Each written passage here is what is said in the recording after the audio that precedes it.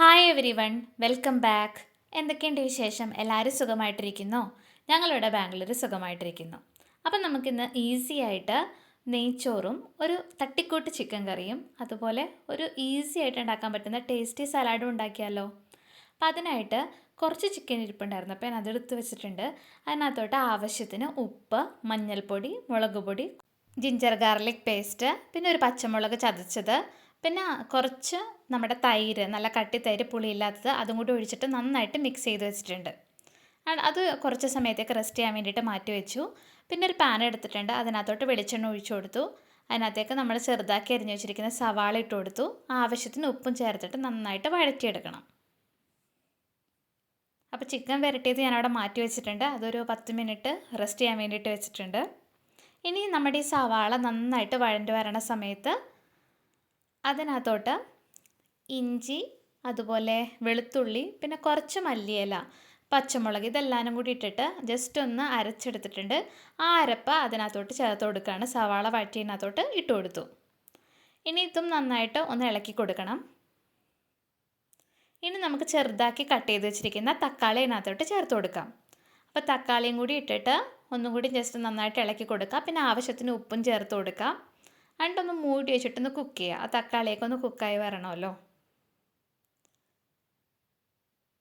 അപ്പം മൂടി വെച്ചിട്ട് ഇടയ്ക്കിടയ്ക്ക് ഇളക്കി കൊടുത്തുകൊണ്ടിരിക്കുക. പിന്നെ തക്കാളിയൊക്കെ ആ കയ്യിൽ വെച്ചിട്ട് ജസ്റ്റ് ഒന്ന് ഉടച്ചു കൊടുക്കണം. അപ്പോൾ ഇവിടെ നമ്മുടെ തക്കാളിയൊക്കെ കുക്കായിട്ട് വന്നിട്ടുണ്ട്. ഇനി ഇതിനകത്തോട്ട് നമുക്ക് മസാലപ്പൊടികളൊക്കെ ആഡ് ചെയ്ത് കൊടുക്കാം.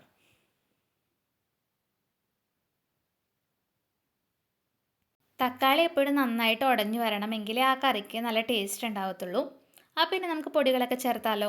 ഇനി കുറച്ച് മഞ്ഞൾപ്പൊടി ഇട്ട് കൊടുക്കുക. പിന്നെ കുറച്ച് മല്ലിപ്പൊടി, നമ്മുടെ ആ കറിക്ക് ആവശ്യമായിട്ടുള്ള മല്ലിപ്പൊടി ഇട്ട് കൊടുക്കണം. പിന്നെ കുറച്ച് കുരുമുളക് പൊടി ഇട്ട് കൊടുക്കുക. പിന്നെ അതുപോലെ കുറച്ച് എല്ലാ മസാലയും കൂടി പൊടിച്ചതില്ലേ, നമ്മുടെ ഗരം മസാല, അത് ആഡ് ചെയ്ത് കൊടുത്തിട്ടുണ്ട്. എന്നിട്ട് നന്നായിട്ടൊന്ന് ഇളക്കി കൊടുക്കുക. പിന്നെ ആവശ്യത്തിന് മുളക് പൊടിയും കൂടിയും ചേർക്കുക.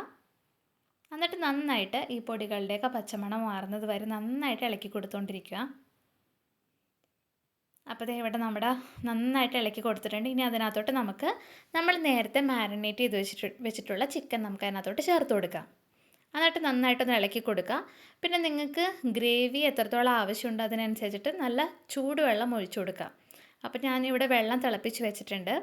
അപ്പോൾ ഈ ചിക്കൻ നന്നായിട്ടൊന്ന് ഇളക്കി കൊടുത്തതിന് ശേഷം അതിനകത്തോട്ട് ആവശ്യമായിട്ടുള്ള ചൂടുവെള്ളവും കൂടി ഒഴിച്ചു കൊടുക്കുക.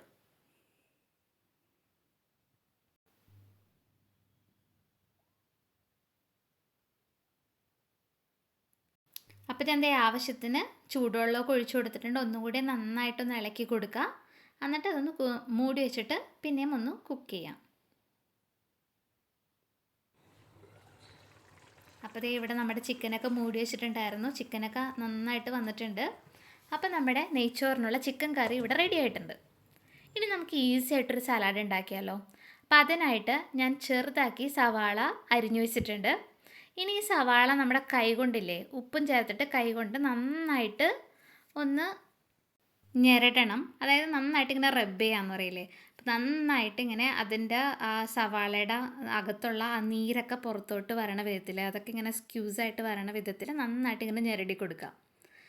ആ ഞെരടണയിലാണ് അതിൻ്റെ ടേസ്റ്റ് വരുന്നത്. നമ്മുടെ സലാഡിന് നല്ല ടേസ്റ്റ് കിട്ടണമെന്നുണ്ടെങ്കിൽ കൈ കൊണ്ട് നന്നായിട്ട് ഇങ്ങനെ ഞെരടി കൊടുക്കുക. പിന്നെ സവാള നന്നായിട്ട് ഞെരടി കൊടുത്തതിന് ശേഷം അതിനകത്തോട്ട് നമുക്ക് ചെറുതാക്കി കട്ട് ചെയ്ത് വെച്ചിരിക്കുന്ന, ഇങ്ങനെ ചെയ്യണം കേട്ടോ, നന്നായിട്ട് ഞെരടി കൊടുക്കണമെങ്കിൽ മാത്രം ആ ഒരു സലാഡിന് നല്ല ടേസ്റ്റ് ഉണ്ടാവുള്ളൂ. ഞാനിപ്പോൾ നന്നായിട്ട് ഞെരടി കൊടുത്തിട്ടുണ്ട്.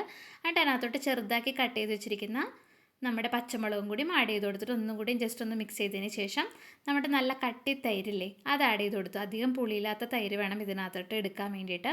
പിന്നെ ആവശ്യത്തിന് ഉപ്പും ചേർത്തിട്ടുണ്ടല്ലോ നേരത്തെ തന്നെ. പിന്നെ ഇനിയിപ്പോൾ ഉപ്പുണ്ടോ എന്ന് നോക്കിയിട്ട് വേണമെങ്കിൽ ആഡ് ചെയ്ത് കൊടുക്കാം. അപ്പോൾ അച്ചുവിന് ക്ലാസ്സിലൊക്കെ ഫ്രണ്ട്സിന് എല്ലാവർക്കും ഇത് ഭയങ്കര ഇഷ്ടമാണ്. ഇനി നിങ്ങൾക്ക് തക്കാളി വേണമെങ്കിൽ അതും ആഡ് ചെയ്ത് കൊടുക്കാം. ഇനിയിപ്പോൾ നമ്മുടെ പ്രധാന താരം നെയ്ച്ചോറുണ്ടാക്കിയാലോ. അപ്പോൾ അതിനായിട്ടൊരു പാത്രം എടുത്തിട്ടുണ്ട്. അതിനകത്തോട്ട് ഞാൻ നമ്മുടെ നെയ്യ് ഒഴിച്ചു കൊടുത്തിട്ടുണ്ട്. പിന്നെ ഒരു ബേ ലീഫ് ആഡ് ചെയ്ത് കൊടുത്തു. പിന്നെ എല്ലാ സ്പൈസസും, അതായത് പെരുംജീരകം, കറുവപ്പട്ട, പിന്നെ ഗ്രാമ്പൂ, ഏലക്ക, ഒരു ചെറിയൊരു കഷ്ണം തക്കോലും കൂടി ആഡ് ചെയ്തിട്ടുണ്ട്. പിന്നെ ഒരു പിടി നമ്മുടെ കാഷ്യൂ നട്ട് ആഡ് ചെയ്തിട്ടുണ്ട്. അതുപോലെ തന്നെ ഒരു പിടി കിസ്മിസും കൂടി ആഡ് ചെയ്ത് കൊടുത്തിട്ടുണ്ട്. ഇനി ഇത് നന്നായിട്ട് ഇളക്കി കൊടുത്തതിന് ശേഷം അതിനകത്തോട്ട് ഞാൻ കഴുകി വെച്ചിരിക്കുന്ന, നന്നായിട്ട് കഴുകി അതുപോലെ വെള്ളമൊക്കെ വാർന്ന് വെച്ചിരിക്കുന്ന നമ്മുടെ അരി ഇട്ട് കൊടുത്തു. ഞാനിവിടെ നമ്മുടെ കൈമ റൈസാണ് എടുത്തിരിക്കുന്നത്. കൈമ റൈസോ അല്ലെങ്കിൽ ബുള്ളറ്റ് റൈസോ അല്ലെങ്കിൽ നമ്മുടെ ബസുമതി റൈസോ എന്ത് വേണമെങ്കിലും നിങ്ങൾക്ക് എടുക്കാം. അപ്പോൾ അത് നന്നായിട്ട് ഇളക്കി കൊടുക്കുക. നന്നായിട്ട് ഇളക്കി കൊടുത്തിട്ട് ഒന്ന് ജസ്റ്റ് നന്നായിട്ടൊന്ന് റോസ്റ്റായിട്ട് വരണം. ആ റോസ്റ്റായി വരുന്നതിലാണ് നമ്മുടെ ഈ നെയ്ച്ചോറിൻ്റെ ടേസ്റ്റ് ഇരിക്കുന്നത്. അപ്പോൾ ഞാനിവിടെ നന്നായിട്ട് റോസ്റ്റ് ചെയ്തെടുത്തിട്ടുണ്ട്. എന്നിട്ട് നമ്മുടെ അരി കിടക്കുന്നില്ലേ, അതിൻ്റെ മോൾ ഭാഗം വരെ നല്ല തിളച്ച വെള്ളം ഒഴിച്ചു കൊടുത്തിട്ടുണ്ട്. ഇനി ഇത് നമുക്ക് ഒരു പാത്രം വെച്ചിട്ട് മൂടി വെച്ചിട്ട് നമുക്ക് കുക്ക് ചെയ്യാം. പിന്നെ ഇടയ്ക്കിടയ്ക്ക് തുറന്നിട്ട് ഇളക്കി നമ്മൾ തട്ടിപ്പൊത്തി വെക്കാമെന്ന് പറയില്ല, അതുപോലെ വെക്കണം. പിന്നെ ഇത് നമ്മുടെ ഏറ്റവും ചെറിയ ഫ്ലെയിമിലിട്ടിട്ടാണ് ഞാൻ കുക്ക് ചെയ്യുന്നത്. പെട്ടെന്ന് തന്നെ കുക്കായി കിട്ടും നമുക്ക്. അപ്പോൾ ദേ ഇവിടെ നമ്മുടെ നെയ്ച്ചോറൊക്കെ കുക്കായി വന്നിട്ടുണ്ട്. ഇനി നിങ്ങൾക്ക് കുക്കറിൽ വേണമെങ്കിലും ഇതേ പ്രോസസ്സിൽ തന്നെ ചെയ്യാവുന്നതാണ്. നമ്മുടെ അരിയുടെ മുകളിൽ വെള്ളം നിൽക്കുന്ന വിധത്തിൽ ഒഴിച്ചു കൊടുത്തിട്ട് കുക്കറിൽ ഒരു വിസിലടുപ്പിച്ചാൽ മതി. അപ്പോൾ നമ്മുടെ ഇതേ കറികളൊക്കെ റെഡി ആയിട്ടുണ്ട്. പിന്നെ അച്ചാറും കൂടി ഉണ്ടായിരുന്നു. അപ്പോൾ നെയ്ച്ചോറും അതുപോലെ നമ്മുടെ അടിപൊളി ചിക്കൻ കറിയും പിന്നെ അച്ചാറും അതുപോലെ നമ്മുടെ ടേസ്റ്റി ആയിട്ടുള്ള സലാഡും ഇവിടെ റെഡിയാണ്. അപ്പോൾ നമുക്ക് കുട്ടികൾക്കൊക്കെ ആണെങ്കിലും സ്കൂളിലൊക്കെ ലഞ്ച് ബോക്സിനൊക്കെ ഇതൊക്കെ പെട്ടെന്ന് ഉണ്ടാക്കി കൊടുത്തുവിടാവുന്നതാണ്. അപ്പോൾ എല്ലാവർക്കും ഇഷ്ടപ്പെട്ടു എന്ന് വിചാരിക്കുന്നു. Thanks for watching.